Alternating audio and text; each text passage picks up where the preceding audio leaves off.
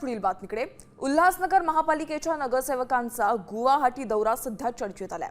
65 लाख रुपये खर्चून गुवाहाटीमध्ये झालेल्या प्रशिक्षण दौऱ्यावरून आता विरोधक चांगलेच आक्रमक झालेत। शहरातील मूलभूत प्रश्न प्रलंबित असताना आणि पालिकेवर आर्थिक बोजा असताना हा दौरा म्हणजे पर्यटन असल्याची टीका काँग्रेस आणि मनसेने केली आहे। तसंच काही नगरसेवक कुटुंबियांसह दौऱ्यावर गेल्याचे व्हिडिओ समाज माध्यमांवर व्हायरल झालेत आणि त्यानंतर हा अभ्यास दौरा होता की पर्यटन अशी ही विचारणा होतीये।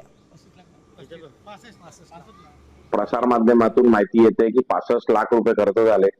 तर शहराची एकंदरीत परिस्थिती आणि महानगरपालिकेची आर्थिक परिस्थिती या सगळ्या गोष्टी लक्षात घेता एवढा 65 लाख खर्च करायला पाहिजे का हे प्रशासनाने विचार करायला पाहिजे होता।